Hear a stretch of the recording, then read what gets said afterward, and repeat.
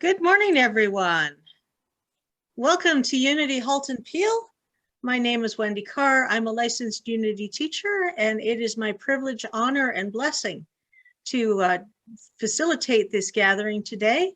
So we are going to have a fun day, and it's going to be maybe a little heavier than last week if you were on the call for our Mother's Day service.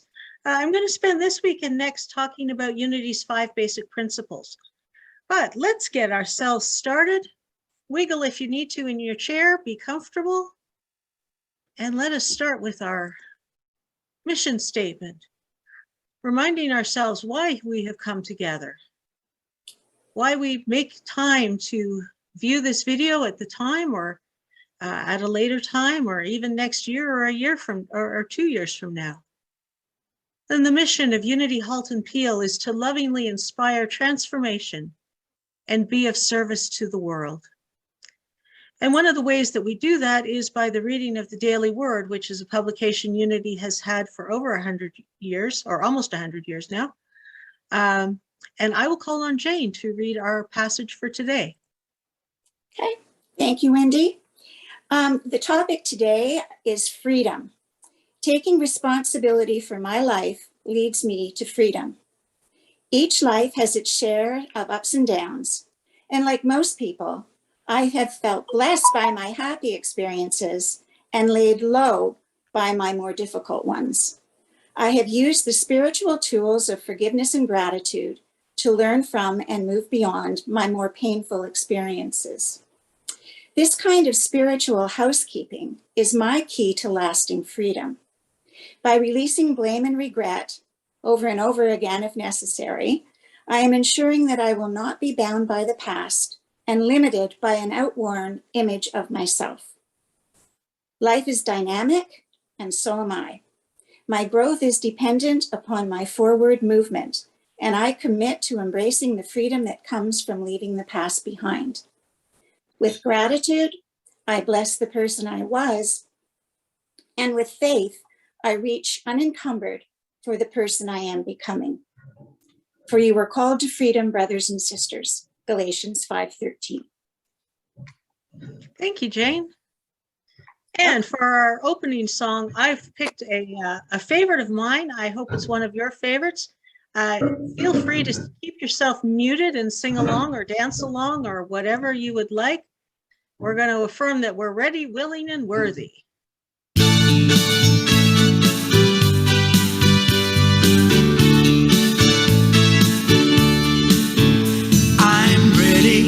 Willing and worthy to open my heart and receive all of the heavenly blessings there for me when I believe.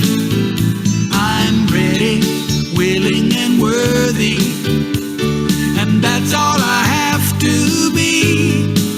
'Cause when I'm ready, willing and worthy, God is able to bless me.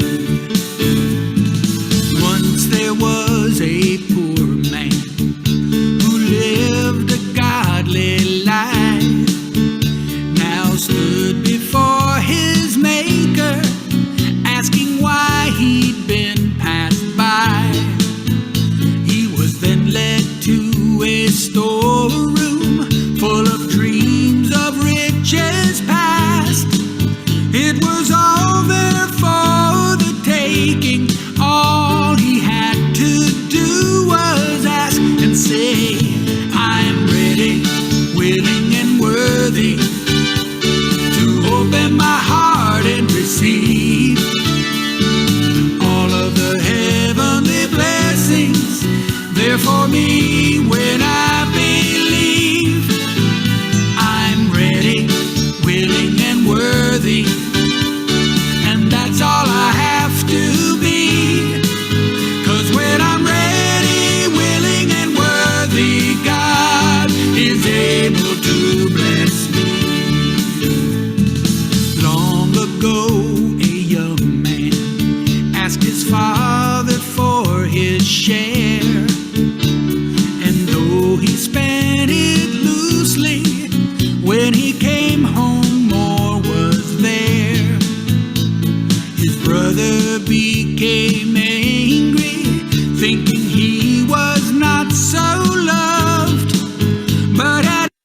Oops. Oops, oops, oops. Any time he could have had what he felt worthy of. So I'm ready, willing and worthy to open my heart and receive all of the heavenly blessings there for me when I believe.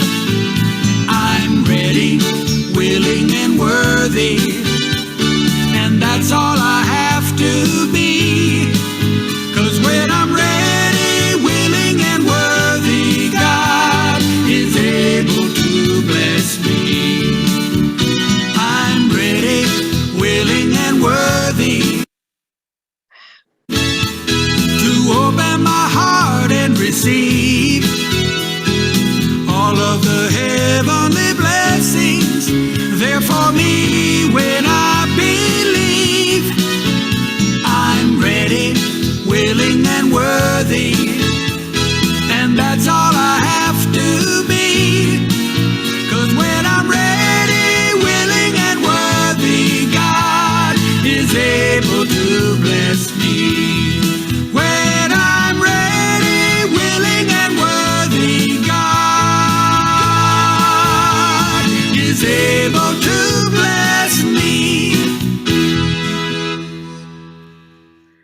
All right, nothing like borrowing slides from another ministry and discovering there's a couple missing. But that's okay. That was a great song, as I say, one of my favorites, and I hope you enjoyed it as well. So, Unity's 5 principles, based on a new booklet that's come out from Unity called 5 Principles. Patty is on the line, as you know. If you did not get a copy yet, if you had difficulty obtaining it through the various links we had, please reach out to her in the chat and she will be happy to email you a copy. That's how we're using it this time, just virtual Adobe versions only. I've been talking with people in the field, and some of us it's taking 7 or 8 weeks to get things up from the village, and I'm thinking you could drive down, have a nice visit, and come back in that time. So please reach out to Patty in the chat.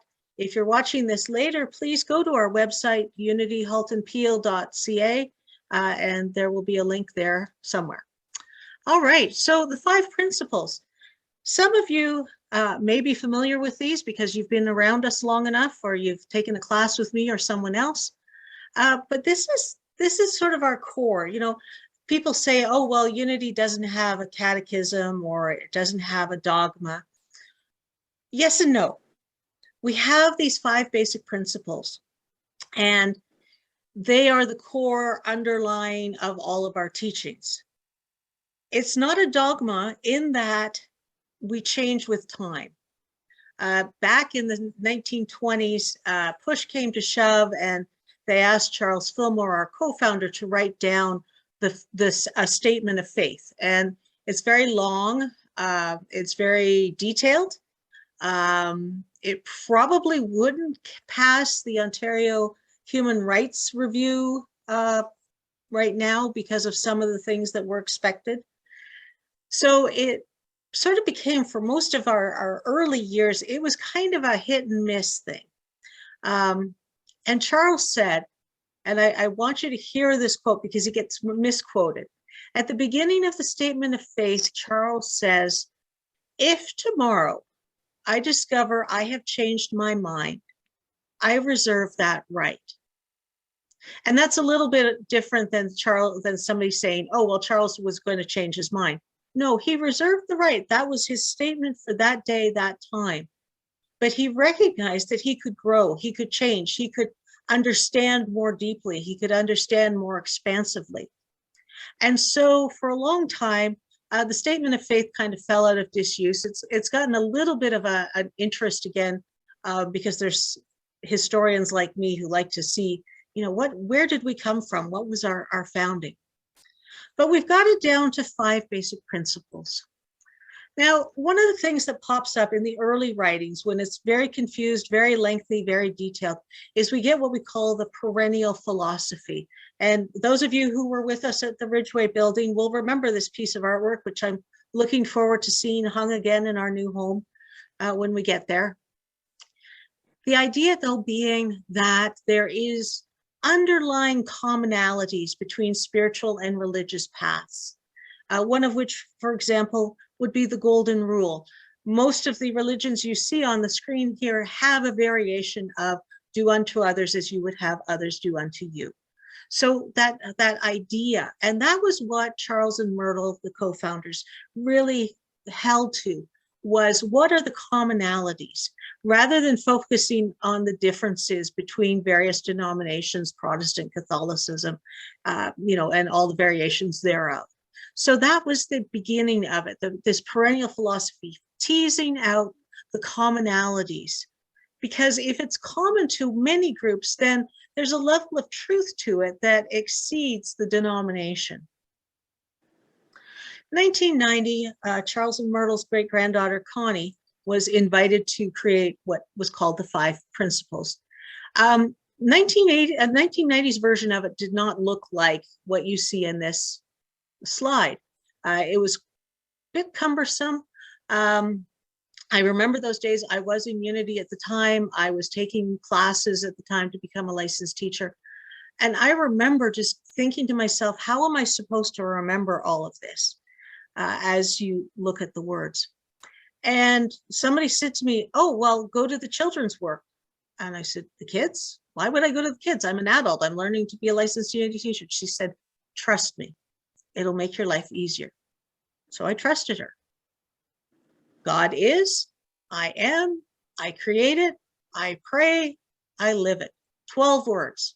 I can remember 12 words. I can expand on those 12 words to something pretty close to what was in the previous slide. This was my saving grace when I came to my final exams to become a licensed Unity teacher, because there was so much else I had to memorize, Bible, prayer techniques, metaphysics, Unity history, and then my own presentation. And we had oral exam, we had written exam. And so only needing 12 words, only needing space in my brain for 12 words to start as a starting point for what Unity believed was really helpful. It left extra room for everything else.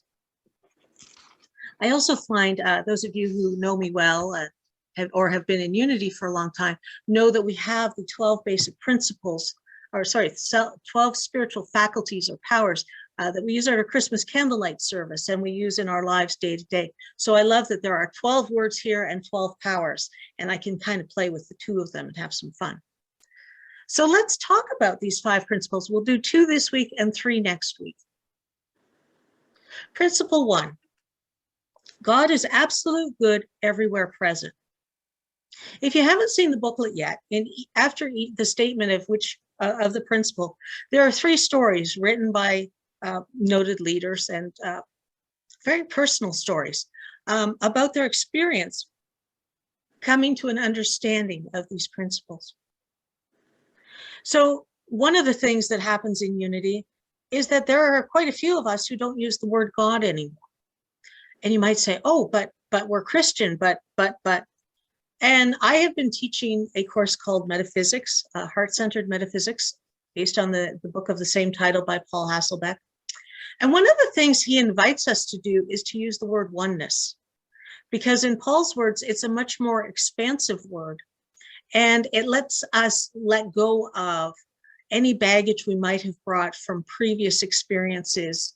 I know my childhood was in a very traditional Christian Protestant denomination, name not to be disclosed because it doesn't really matter, and I've done my forgiveness work. Might have a few metaphysical dust bunnies hiding around, but for the most part it's done, and I've come to a space where I can bless the gifts that I was given to take on the rest of my journey and let go of the pain and trauma and judgment and guilt and shame and all of that stuff. So in Paul's works, which I teach regularly, he uses the word oneness. And I love that word. That for me just encaptures the idea. Many of you are familiar with Daniel Nahmod's song, One Power. And in there, he gives a whole bunch of different names. And for me, I used to get caught up on the names. But oneness just captures everything. Oneness can be used by me as a unity person, can be used by one of my good friends who follows the Hindi path, can be used by my other friend who's an Anglican priest, can be used by another friend who's a Catholic. We can all use the word oneness for that which is inexpressible, that is divine, that is eternal. And while we might be told by our higher ups that that's not the right for our denomination, for ourselves, that truly is what we all believe. That is why we are such good friends, and we can have discussions about what is the nature of God, of the oneness, what is our nature on this journey as a human being. All righty. So one of the things that I grew up with, and right now I can't see any faces, so smile or wave if you, or thumbs up if you feel the same way. I was taught that God was a man-like being, emphasis on the male, with a flowing beard and long hair, in a white robe, with a big book, keeping an eye on me at all times, not noting down when I was bad or sinful or, disobedient, and that the final judgment for all eternity would be made by him alone. Anyone else? Probably. So I came into Unity, and Unity was talking about God as spirit. And I was like, okay, that's closer to what I intuitively felt. I've shared this before, but I knew at a fairly early age, I would say by the time I was 8 or 9, that my church of origin wasn't a good fit for me, that what I intuitively felt, knew, understood, how I prayed, how I related to what I understood to be God, didn't fit. And I didn't talk about it. I didn't question, because I knew that that was what I was supposed to do. And so I left as a teenager, and found Unity, thanks to my folks who had already found it. That was my rebellion. I didn't join with my parents right away. I waited. And if you take away that anthropomorphic or human-like sense of God and turn it into spirit, you have greater space for things. There's more areas of agreement. I always marvel. I didn't really get into this part of Unity and our teachings and quantum physics until a few years ago, but it's just boggled my mind how much things that the quantum physicists tell us about the nature of the universe matches up with what the Fillmores and Emily Cady's and other early writers had to say about it before the scientists even were talking about it publicly. They may have known these ideas, but the time that they became publicly known, publicly shared. So out of the first article in this first section, Reverend Elizabeth Longo shares, I take time to learn more about the unified field and the latest science that confirms that there is an intelligent presence everywhere. So it's not limited to one being on a cloud or wherever heaven is. It is everywhere present. And as I've said in other talks and other classes, spiritual principles work because they're akin to scientific laws. There are these things that you cannot undo. There are things that can be done, but we're not yet ready. So for example, Leonardo da Vinci had all of these planes that he drew and tried to make fly, but he didn't have the knowledge or the access to lightweight aluminum that would allow the principle of flight to become manifest. So it's about, this incredible idea that there isn't a separation of spiritual and scientific. It's just two different ways of explaining the same thing from two different points of view. Eric Butterworth, some of you may know him. He was actually born in Canada. There's your Canadian moment content. He wrote a number of things. Practical Metaphysics is actually a posthumous collection of his writings. And I remember, because this quote I met during my studies: God is spirit presence in its entirety at every point in space at the same time. For my intellectual brain, and yeah, I am really intellectual, in that I usually go to my head first, not my heart.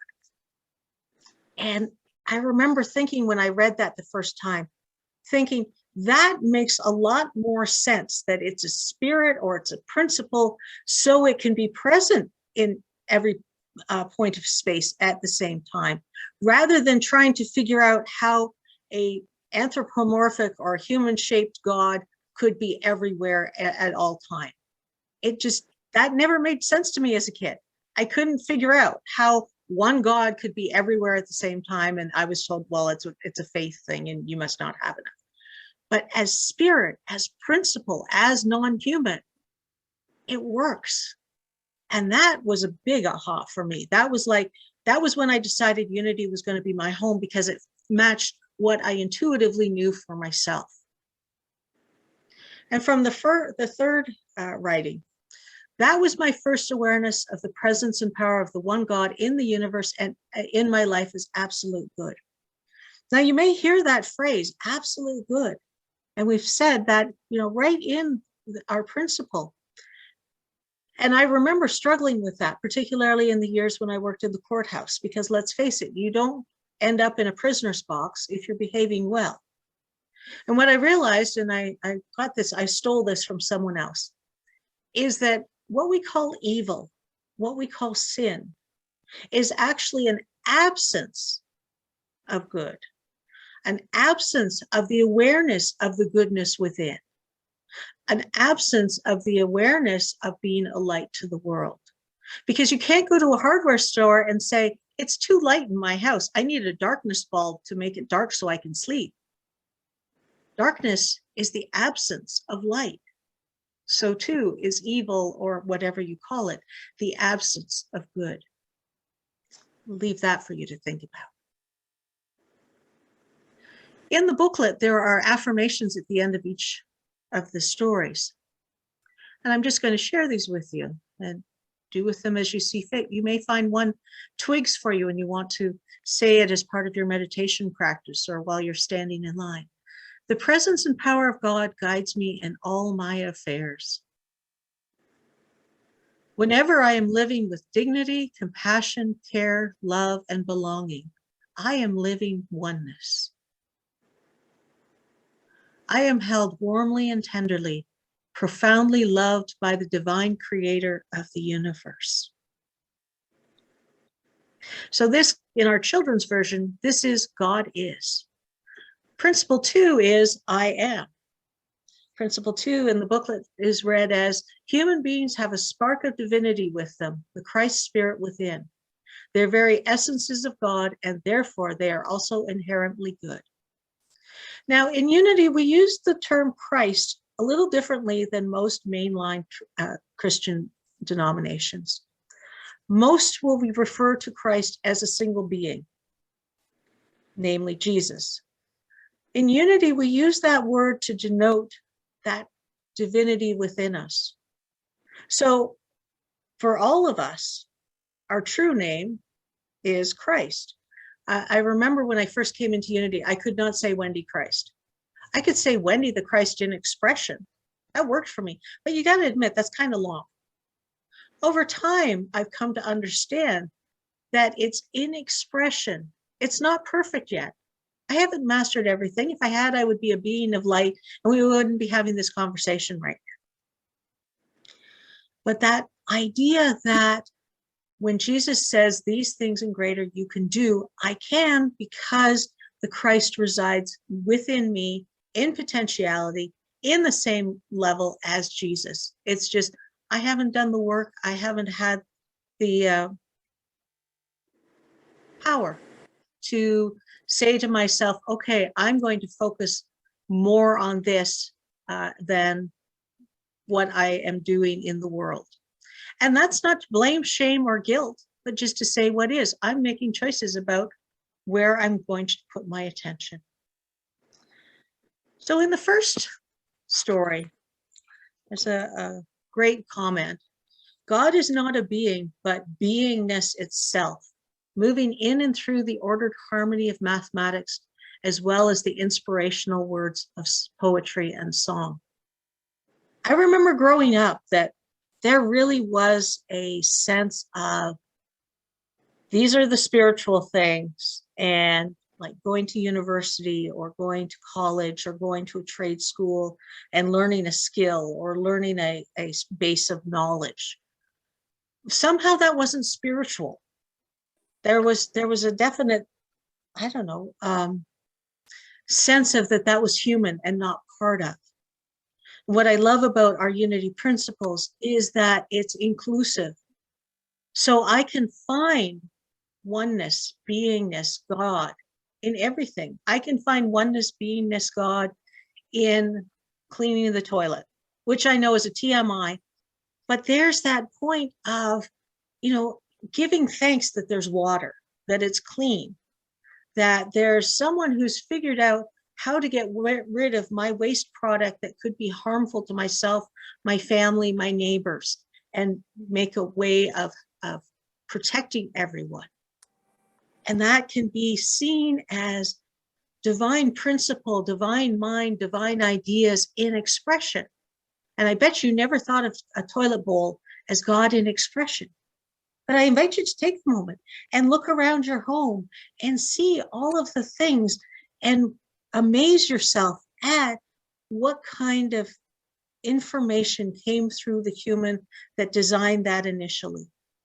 Even if they were not consciously aware of God, or if they weren't particularly on a spiritual path, there is this beingness, this oneness, this eternality that brings everything through us.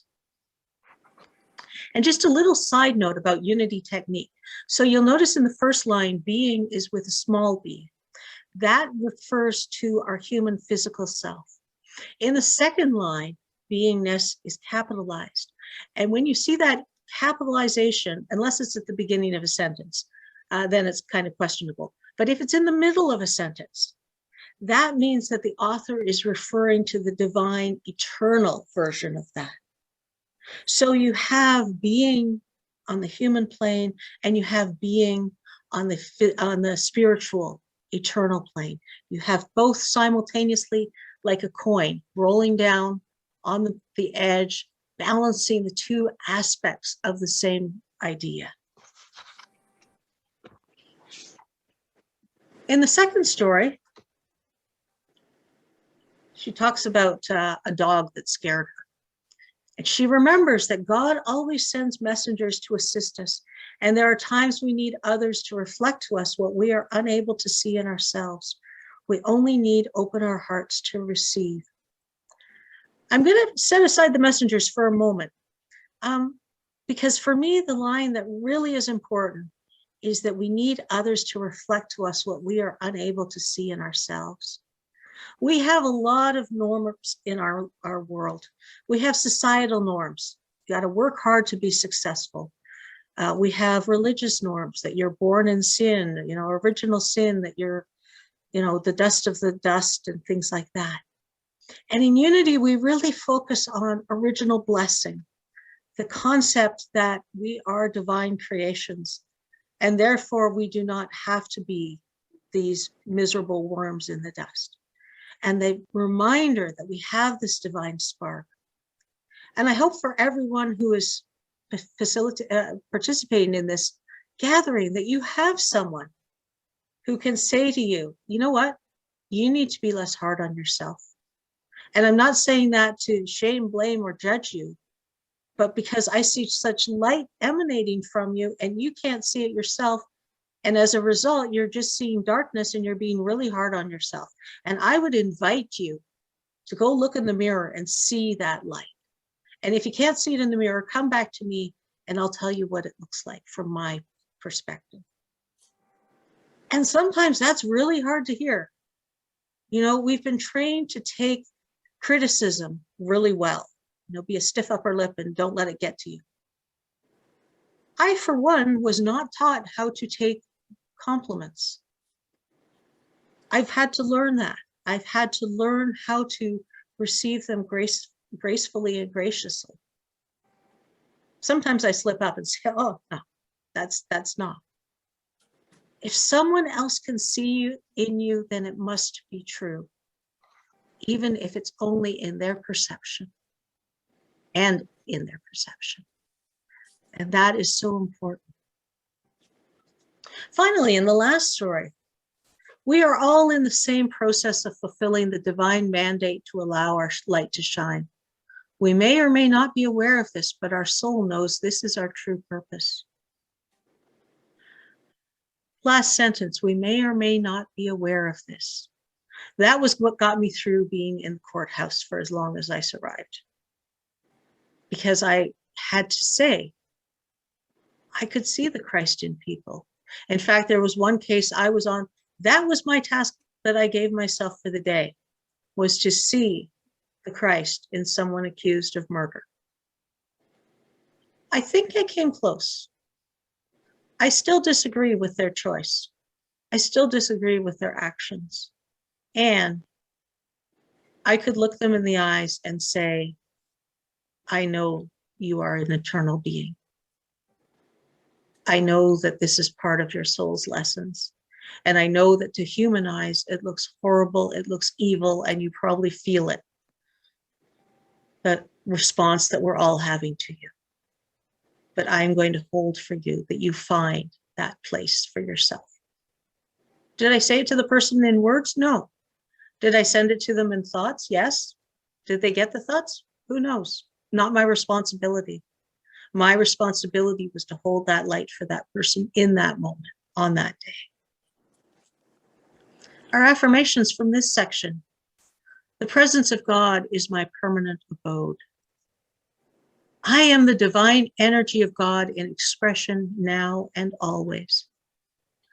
I express God with each thought I think, each word I speak, and each action I take. God and I are one. That last one, that's a totally different understanding for me than as a child in my church of origin. God and I are one meant that we kind of walked together when I was a kid. God and I are one now. I understand to be God expressing as me. And that spark within me is that God expression. And now let's just take a moment, give a little wiggle. And if it feels comfortable, close your eyes, or if you want to look at the screen, that's fine too. And let us just find that space within ourselves where we feel that divine spark, where we feel that Christ within, where we feel that connection to oneness, God, beingness, whatever it is we call that eternal power. And breathing into this space. Let us just take a moment to breathe. Allow the words that have been shared to just settle on our hearts and our heads, in our intellect and our intuition, in our thinking and feeling, in those aspects of us that are male and those aspects of us that are female, into the being that we are.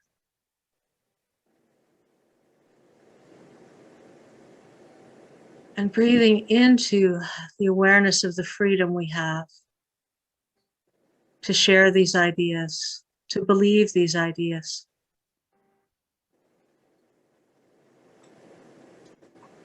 As our daily word said today, to give thanks for our freedom.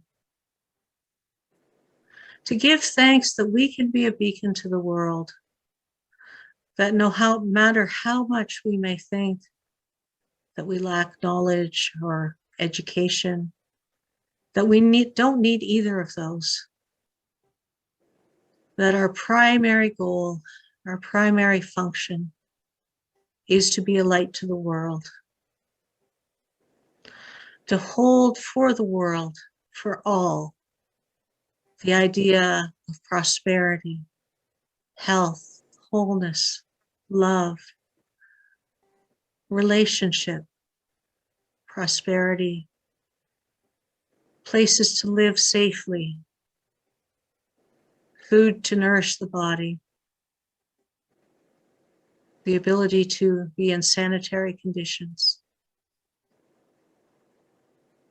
And we give thanks for the divine ideas that were made manifest in human form, for the chair that we sit in that supports our body and allows us to be in a comfortable position, for the roof over our head that protects us from the elements, for the transportation that allows us to travel farther than our feet can carry us.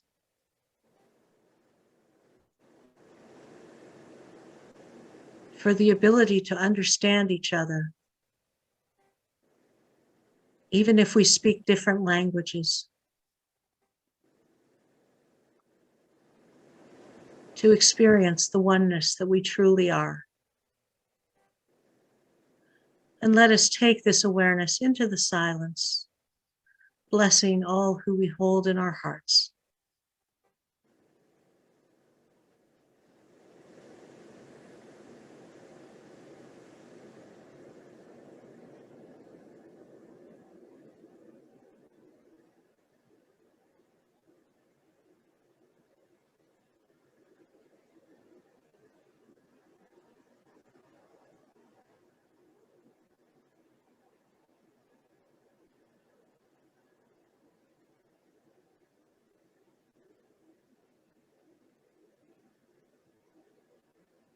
And as we enfold these beloved beings in our hearts, we extend that love and blessing to the world, indeed to the universe.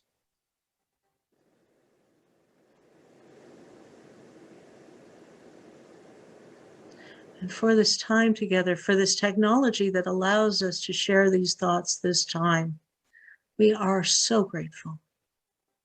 And so it is. Amen.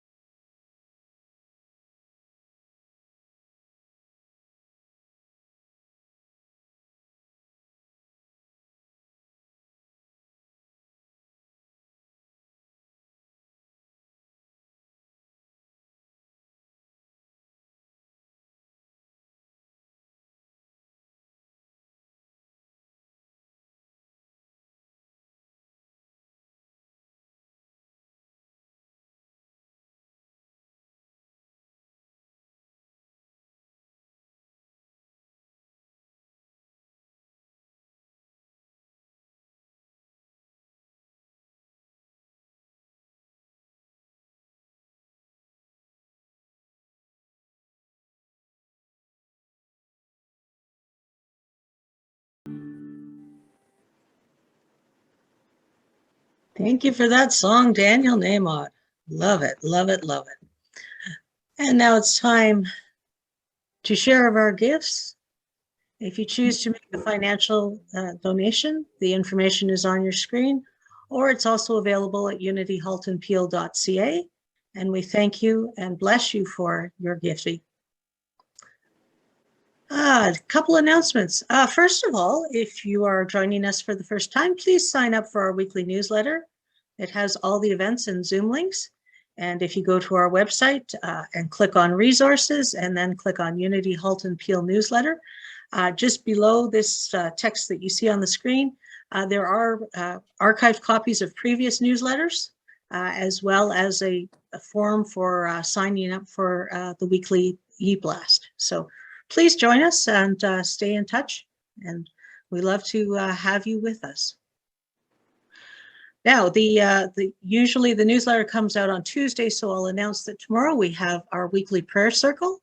The Zoom ID is at the bottom. Again, Patty, if you could just put that number into the chat, that would be awesome. Thank you.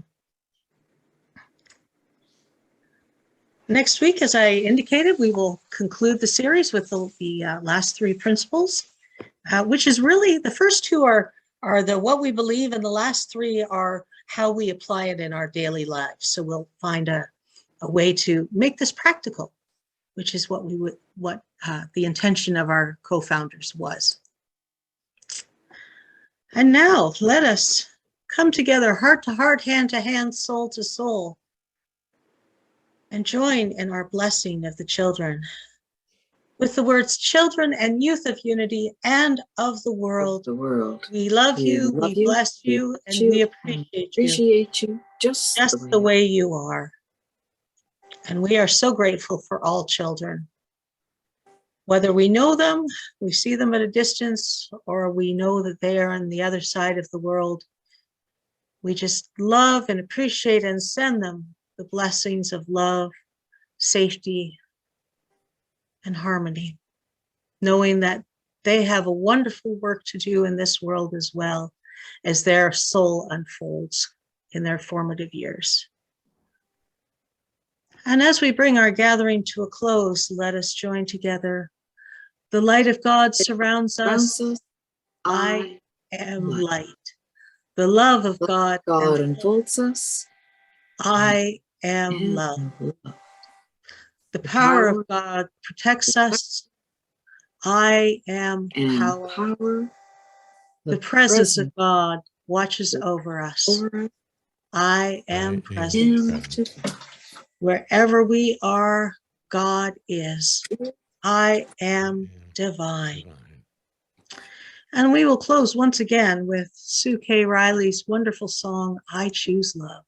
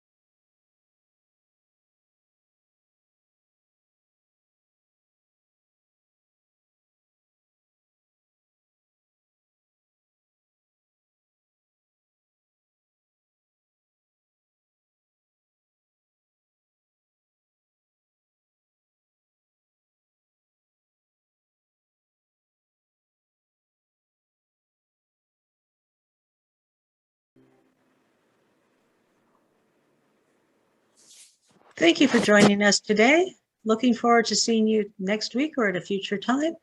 For those of you on the Zoom call, please feel free to stay on the call and join us for fellowship and discussion. And it will not be recorded or live streamed. And to everyone else, thank you again. Blessings. Have a wonderful week. Terrific.